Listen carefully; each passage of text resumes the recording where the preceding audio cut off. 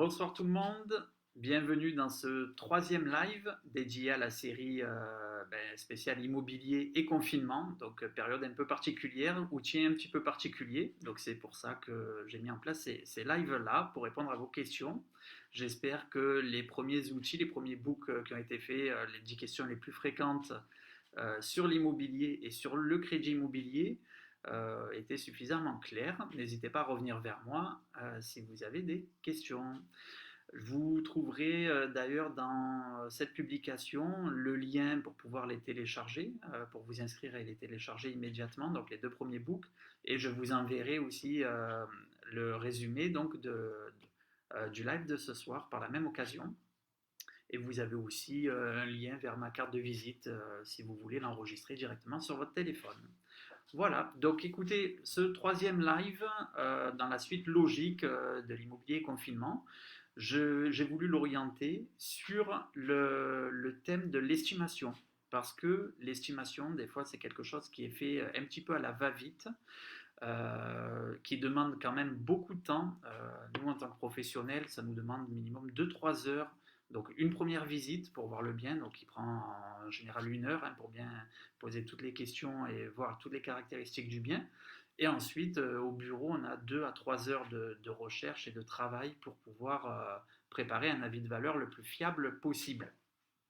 Donc, je me suis dit que par rapport à toutes les questions que j'avais, plus le temps disponible que l'on a en ce moment par rapport au confinement, même à cause du confinement, ben, ça serait un point important, des outils importants que je pourrais vous communiquer pour vous aider donc à réaliser votre propre avis de valeur. Et ça c'est aussi important pour un vendeur, mais aussi pour un acheteur, pour pouvoir se positionner au juste prix. Alors, on va faire ça en 7 étapes aujourd'hui. Donc, pourquoi et comment prendre du recul sur votre bien.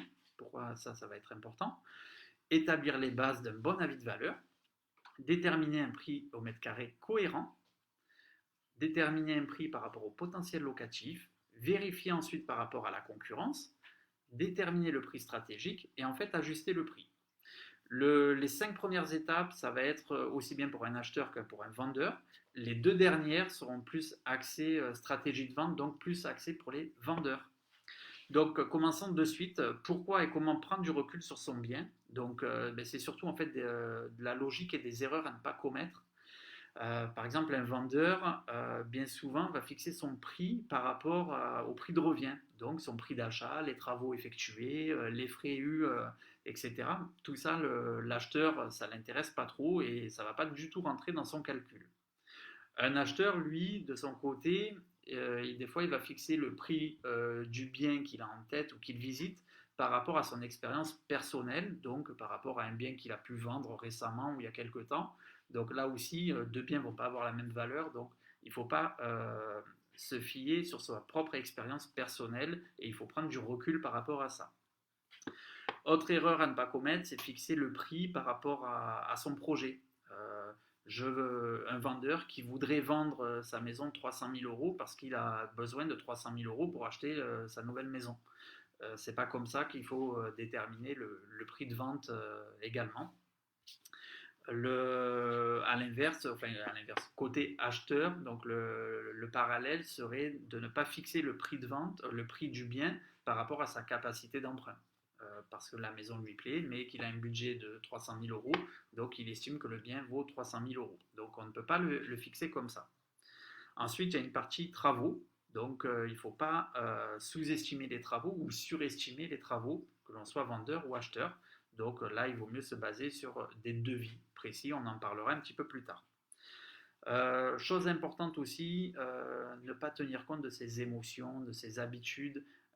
Un bien que l'on met en vente, on a peut-être les enfants qui sont nés dans le bien, ils ont grandi là, on a les amis à côté, on a tout un entourage qui s'est fait, où on a des habitudes, et donc il ne faut pas que ça donne de la valeur, ça va donner forcément de la valeur à vos yeux, mais l'acheteur, lui, ben ça, il n'aura pas la même valeur. Donc il faut bien écarter ses émotions. Et d'un point de vue acheteur, il ne faut pas aller sur du coup de cœur non plus. Donc on entend à chaque fois parler de ce fameux coup de cœur. Attention aussi, il faut se fixer un prix cohérent par rapport au marché Et des fois, même s'il n'y a pas forcément le coup de cœur, mais que le bien correspond vraiment à tous nos critères, ben, des fois, il faut savoir franchir le cap. Là, un professionnel, pour le coup, peut vous aider à prendre ce recul-là par rapport à votre recherche. Donc, en résumé, donc, il faut savoir prendre du recul, rester neutre. N'hésitez pas à faire appel à vos amis, à votre entourage, enfin un avis extérieur pour demander les avantages, les inconvénients du bien et pour vous aider à déterminer le juste prix.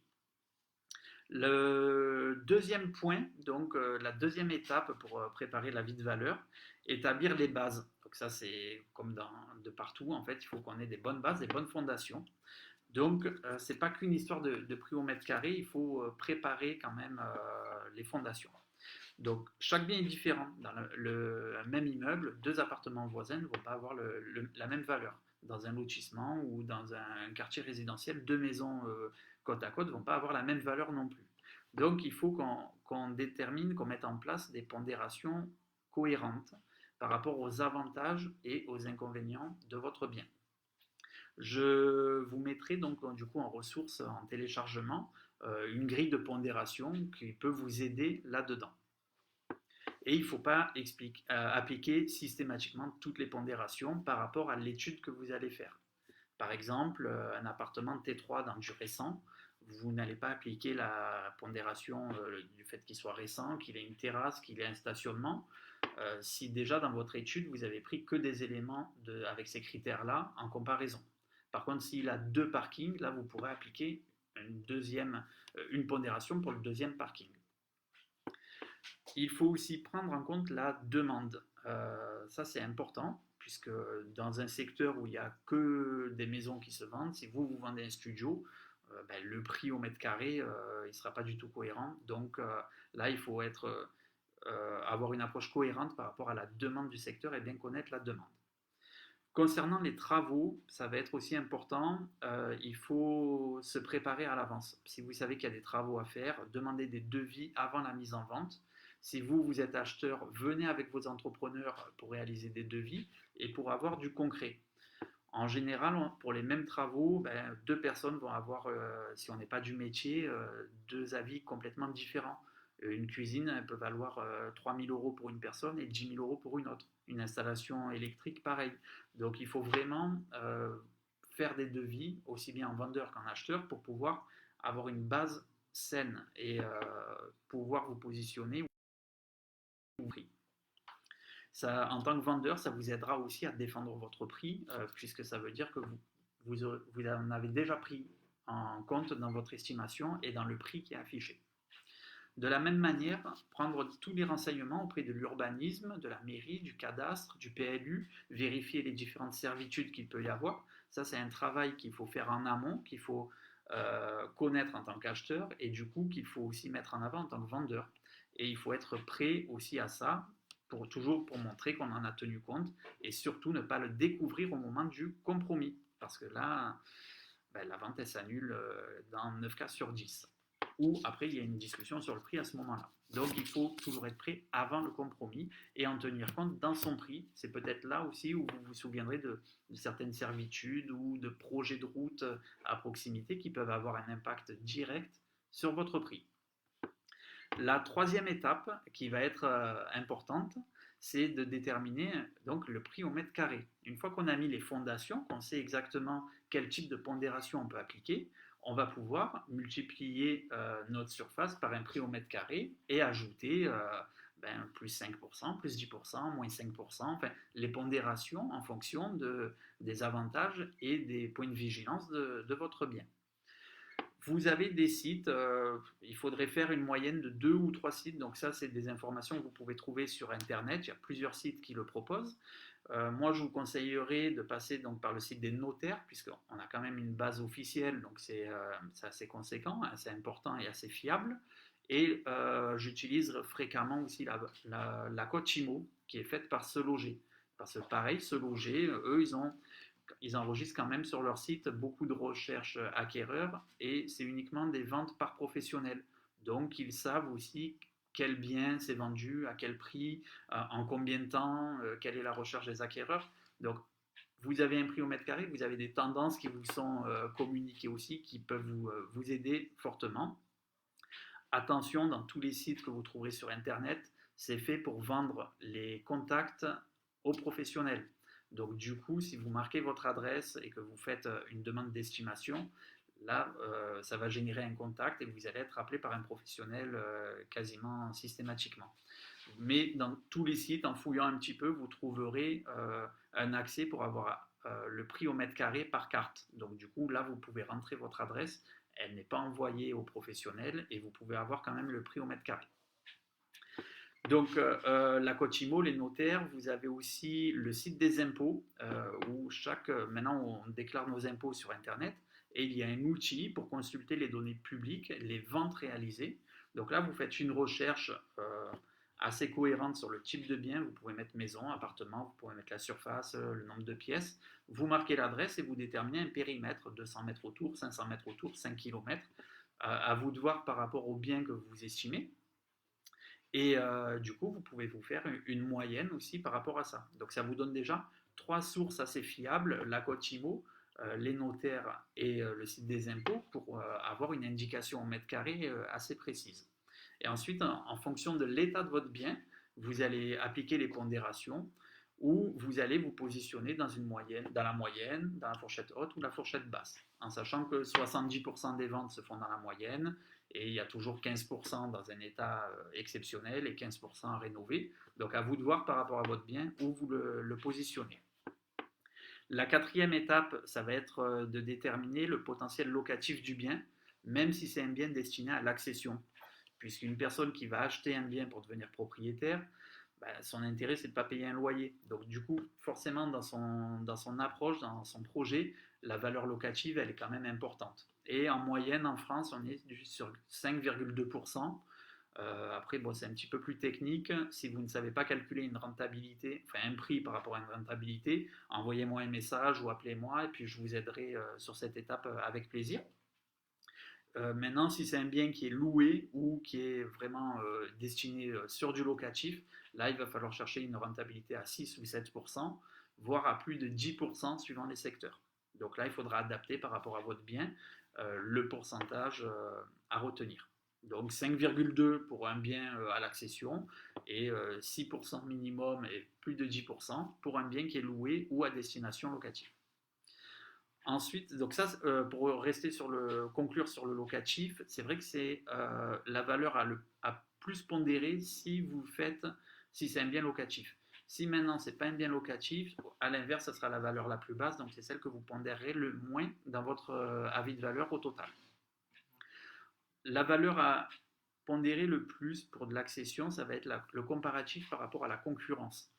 Un acheteur, avant de se positionner, il va visiter 5, 6, 7 biens en moyenne, on est sur du 5 ou 6. Du coup, c'est important de voir à quel prix est positionné votre bien ou le bien que vous souhaitez acheter par rapport à 5 ou 6 autres biens. Moi, je fais toujours sur 7 ou 8, puisqu'en général, on en écarte toujours un ou deux qu'on ne va pas visiter ou qu'on ne va pas réussir à visiter. Donc là, vous faites vos filtres sur les moteurs de recherche et vous pouvez aussi retirer le plus cher et le moins cher pour être dans la bonne fourchette des biens qui vont être visités. Si c'est sur un site de professionnels uniquement, le pourcentage de négociation moyen, on est sur du 4,5-5%. Quand c'est entre particuliers, en général, on est plus proche des 10% de négociation. Donc, à vous de prévoir cette marge de négociation-là sur votre prix ou de l'anticiper pour vous dire, là, je ne ferai pas de négociation, je suis déjà au bon prix. Tout ça, donc les 5 premières étapes, pourquoi et comment prendre du recul, établir les bonnes bases, donc les fondations pour préparer un avis de valeur cohérent, déterminer le bon prix au mètre carré et appliquer ces pondérations-là, estimer le potentiel locatif, vérifier par rapport à la concurrence. Déjà, ça va vous donner une bonne moyenne, une bonne idée du prix. Ça, que vous soyez acheteur ou vendeur. Ensuite, pour les 2 dernières étapes, donc qui vont être orientées plus pour les vendeurs, ça va être par rapport à cette moyenne qu'on a déterminée, quelle stratégie je vais appliquer et à quel prix du coup je dois afficher mon bien sur Internet, puisqu'aujourd'hui la majorité des ventes, je crois qu'on est à 93 ou 94% des ventes, se font par un contact Internet. Donc la stratégie va être importante et ça je vous conseillerais de voir Déjà les moteurs de recherche et la demande. Par exemple, un bien, vous arrivez sur un bien qui est estimé à 339 000 euros, il faut le positionner à 350. Il y a une pression sur les prix sur des biens à 350 000 aujourd'hui, qui correspondent à une capacité d'emprunt courante, donc fait que ce palier-là, c'est un palier critique, il faut se positionner à ce prix-là, entre 339 et 350. Si maintenant on est à 250, on ne va pas mettre le bien à 350 pour autant. Mais ce palier-là, si on est proche, on va aller le chercher. On va aller le chercher aussi parce qu'il y a une recherche plus fréquente sur 350 en budget maximum à 350 000 qu'à 339 000. Donc forcément, on va ressortir dans cette recherche-là au maximum. A l'inverse, il est aussi important ce palier pour les recherches minimum. Vous avez des clients qui ne veulent pas voir les biens en dessous d'un certain budget pour ne pas faire certains travaux ou pour chercher une certaine catégorie de biens. Donc quand on est proche d'un palier critique comme dans cet exemple de 339 000, en se positionnant à 350 000, vous avez une chance de ressortir dans les deux recherches. Donc, connaître la demande et connaître le fonctionnement des moteurs de recherche, ça va être important. Une fois que vous avez déterminé votre prix de vente, ça va être important. Enfin, une fois que vous avez déterminé la moyenne, ça va être important pour déterminer le prix de vente par rapport à cette stratégie-là. Et ensuite, la dernière étape, ça va être d'ajuster le prix. Puisqu'une vente, un bien aujourd'hui se vend, enfin, dans la région Aix-Marseille, dans notre secteur, se vend entre 2 semaines et 1 mois quand il est au bon prix, avec peu ou pas de négociation. Donc, si vous n'avez pas d'appel, déjà, le prix, il est pas bon, ça c'est sûr, ou la visibilité, la mise en valeur n'est pas satisfaisante. On en parlera jeudi prochain dans le prochain live. Mais en tout cas, si vous avez des appels et qu'il y a des visites, je vais parler des visites sérieuses. Donc, si vous décelez que c'est quand même des contacts où le bien correspond vraiment à leur recherche, qui sont pas loin de se positionner, mais qu'il n'y a pas de... Donc, ce n'est pas des visiteurs qui sont venus repérer la décoration ou promener. Donc, si c'est des visites sérieuses, mais qu'il n'y a pas d'offre, c'est que votre prix est trop cher de au moins 10%. Donc, il faut rapidement, au bout d'un mois, en temps normal, hors confinement, je vous parle, au bout d'un mois, prévoir une baisse déjà de 10% pour générer des nouveaux contacts et générer des positions. S'il y a des visites sérieuses, donc ça c'était s'il n'y avait pas de visite sérieuse, pardon, pour moins de 10%, et c'est moins 5% si du coup vous sentez qu'il y a des visites sérieuses mais qu'il n'y a pas d'offres. Si maintenant il y a des offres, libre à vous de faire la négociation. Gardez en tête quand même qu'un bien qui est au bon prix, il se vend donc en 2 semaines, 1 mois en temps normal hors confinement et qu'il peut se vendre sans négociation. Tous les ans, j'ai à peu près, je crois que c'était 18% de mes ventes qui se font sans négociation, qui se font au prix du mandat. Donc c'est tout à fait possible et les acheteurs le savent puisqu'ils ont fait des visites, ils ont peut-être perdu des affaires, donc ils n'ont pas peur de se positionner au bon prix pour éviter de perdre l'affaire. Donc, n'hésitez pas à me contacter si vous voulez approfondir ensemble un de ces points. Profitez de cette période de confinement si vous avez du temps pour pouvoir travailler votre estimation, donc du bien que vous souhaitez acheter ou que vous souhaitez vendre. N'hésitez pas aussi à m'envoyer par mail ou m'appeler si vous souhaitez qu'on le travaille ensemble. Et puis, je vous dis à jeudi prochain donc pour le prochain live qui normalement devrait se faire sur la mise en valeur du bien, puisque en période de confinement, on a des actions à faire pour préparer notre mise en valeur et sur la visibilité. Voilà, allez, je vous dis à bientôt et bonne fin de journée. À bientôt, prenez soin de vous. Ciao, ciao.